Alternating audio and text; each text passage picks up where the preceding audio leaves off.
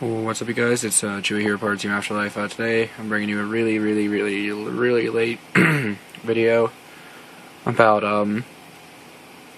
Dark Worlds. It's not a deck profile by any means. It's actually going to be a not combat, but like a tutorial, more or less, on what to do in the dragon mirror, like the dragon matchup. Let me get more adjusted first. As a lot of you know, dragons are a problematic deck for a lot of decks, Dark World included. So, also a lot of people don't consider this deck to be very good right now in this format, and I don't understand why. The deck's really solid. We have 3 blasters. I mean, and I don't know, I just want to try to turn off this negativity. Sorry if I seem sick and or tired. I am very tired. I just got back from the Battlefield 4 midnight release. Did not end up going, but I went with a friend. He needed a ride, so I took him. But, yeah. I'm just going to show you some of the things, main decks, side deck, and extra deck, that help up in the dragon matchup. Very much so. And the first one, even though not a lot of people are going to agree with me, is EEV.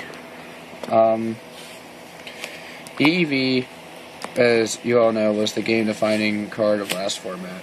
You set this, and your opponent, like, you know, dragons in the last format, they made Big Eye, they set a card, and they were playing against something. You knew it was EEV. This card is so good, and I was disappointed to see it go to 1 when I came back from my military mission, but for good reason. The New Age dragons have 7 to 8 draw power cards, or in Ravine. So 3 Ravine, 3 swords, 1 to 2 consonants. Terraforming, I guess, is considered a deck thinner. The deck runs a lot of spells now. Book of Moon, Dark Hole. Dark World, like, this helps so much in the field spell war. This makes sure they will not have a Ravine for 3 turns. It is a guaranteed no Ravine. It's guaranteed. And that is crucial. You need to make sure they do not have Ravine.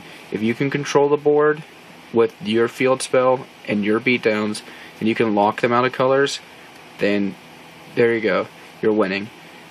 In locking colors with Dark World, it's very easy because of the next card I'm going to talk about, which is Darksmog. I was originally running 2 in the main deck, as I mentioned before. Darksmog is very good. The ability to banish a color out of the graveyard and then still discard a Dark World. It's very nice. There have actually been times in multiple game 1 or 2s, or game 2s and 3s, I mean. I'm sorry, I'm very tired, as I said. Where I'll have a dead Tour Guide in hand, so I'll have skill drain up. So my opponent will attempt to activate, let's say, Blaster Effect. I'll flip this and pitch the Tour Guide. So it does not have to be a Dark World, it has to be a Fiend. So the ability to banish a Fiend to discard a Fiend to banish a color out of the graveyard is so good. That means they've used up that color for the turn. And as we all know, banishing that 1 color is good, even though it does technically feel return. Another one that's kind of obvious that a lot of decks are picking up on now, including dragons themselves, is defensive cards.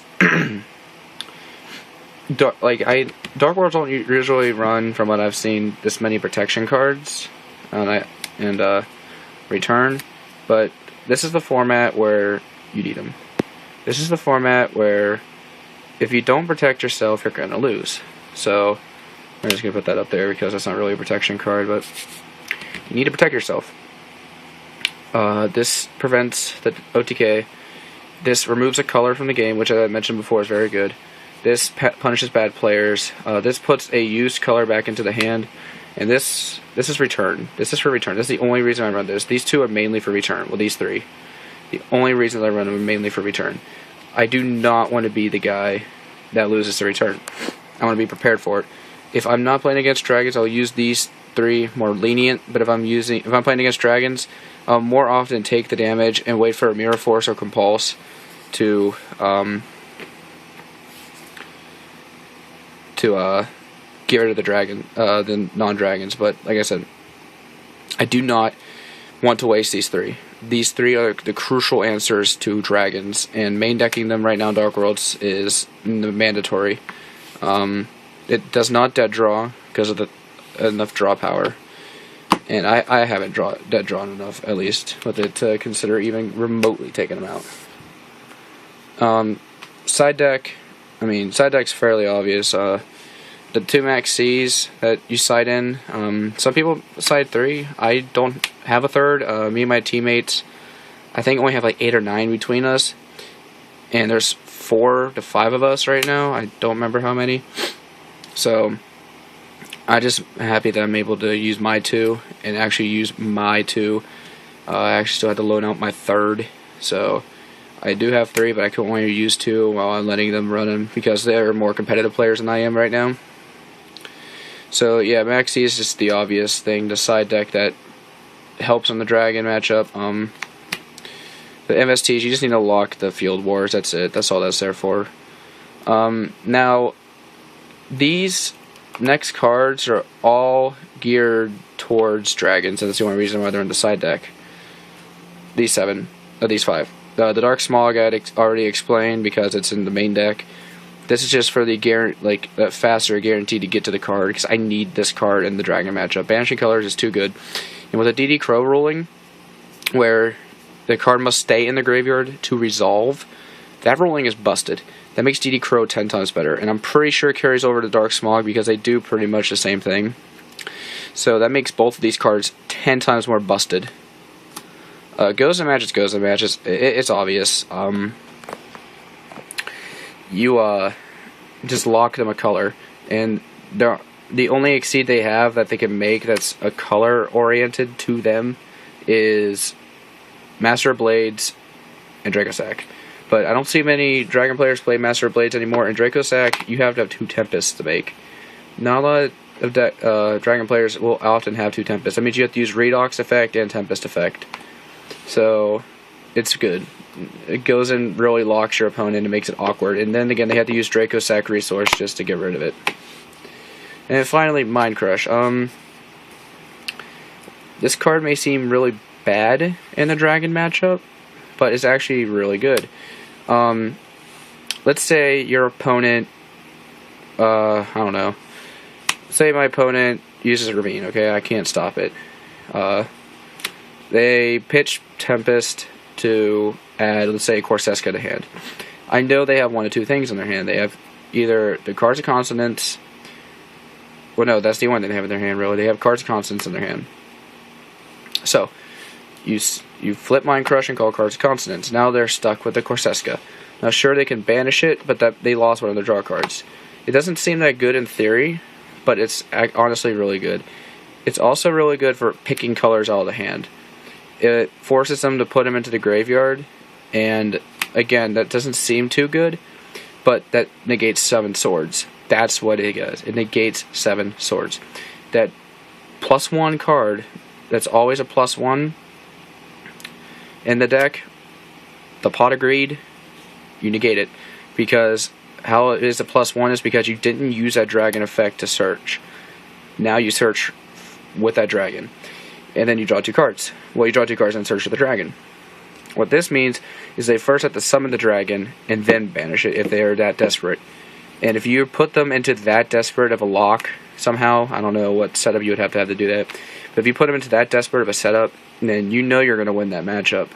Mind Crush is phenomenal in the dragon matchup.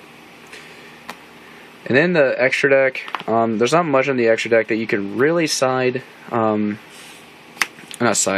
is Muzi Rhythm is one of my choices. For people who've been following my deck profiles for Dark World and seen the evolution of the decks of mine, I've always ran this. It's 36 beater under gates, but now it's even more prevalent because now it's a 36 beater under gates that gets over every single exceed that they own in every single of the dragons. And it's an instant exceed out of Tour Guide, and you can just normal summon Brow and even gateway a Brow back and make this guy. It's very easy to make him. More exceeds that are prevalent now more than ever. Temtipo, obviously, being a fiend, gives them great advantage because that means you can get huge power buffs off of gates. That means essentially when there's an Exceed, like let's say there's a Draco Sack, and they've already used an attachment, that's a 2500 temp TPO, and then you make that Draco Sack almost useless. I mean, it can still tribute itself, but you're usually going to be able to find a way to destroy it. And then, sorry, I'm just kind of browsing through these. Volcasaurus is also very, very good, and that's why I'm opting to run Silva. Honestly, these two right here are crucial. This is 2900 of gates and a popper that runs over Blaster. So you can pop Blaster and you can run over something else. Or in most cases I've seen it's popping Ravine or popping face up something. I don't know. I don't seem to go into Adrius anywhere near as much as I go into Volk. Volk is the game stealer, mainly because once you use Volk, you just go into Gaia. And this is, in the Dragon matchup, this is a technical 5400 at most damage because of Blaster. The 5400 damage in Dragons is ridiculous. That means they only have 2600 left. And 2600 left is game rage from Grapha. And it's stupid easy to get Grapha out and clear the board with this deck. I guess you can really consider this Heliopolis. Running him now more than ever is important just because of the fact that he's a multiple destruction. That's very crucial. And then the best card freaking in the extra deck is Giant Grinder. Giant Grinder, you know, he's got a fat ass, whatever, who cares. I put him in attack mode most of the time in the Dragon matchup, mainly because he can destroy 2 monsters a turn by attaching his materials. Just flat out 2 that were special summoned. And what do dragons mainly always do? They always special summon. Do they summon other ways? I never really see it. This is just so good, and I love this card. It's phenomenal. It really is. And even if you need a defensive wall, you can put him in defense. 2500 isn't something to joke about. The only 2 dragons that get over that are Tidal and Blaster. So this is 2 of the 4 dragons. He pops 2 cards, 2 monsters on their side of the field that are special summoned. And he's really good. Another one that I don't own, but I'm probably going to find a way to cut room. I'm probably going to cut the Cowboy for it just because it's so unlikely that I make it. But, one other Exceed I'm thinking about running is number 107 Tachyon Dragon. The main reason why is because it stops Scarecrow. That's the only reason why. It stops those battle phase stoppers, and if it negates the effects, and then bam, it's taxed twice. But yeah, those are my answers to Dragons and Dark World. The reasons why I play certain cards, explanation, and things like that. If you guys want, I could be giving a tutorial on the deck as well. Dark Worlds, as most people know, is a very simplistic deck. You pretty much just play cards until you get the Grapha, summon Grapha, beat down, rinse and repeat until your opponent loses. But there's also a lot of strategy involved in the deck. The deck's not bad in this format. It's, I don't know, I feel it could be a top 3 contender if ran right and finding the perfect build, because I'm still working on it, still trying to find that perfect build. I'm not going to say it's top 3 by any means, because Dragon's Lock number 1, sadly, especially in representation. I want to see other decks do good, though, and then Evil Swarms isn't the big problem for this deck. But the dragons are the things I'm more worried about, so that's what I side main and use extra deck space for mainly. But yeah, that's the profile. I'm sorry. That's the little side deck answers to dragons and how to beat dragons. That's all there really is for you guys. I'm gonna head to bed now because it's really late. I'm really tired, and I have some place to be tomorrow early morning. And yeah, if you enjoyed the video, remember to comment, rate, subscribe. And just remember, Dark Worlds have Blaster before it was cool. Peace, YouTube.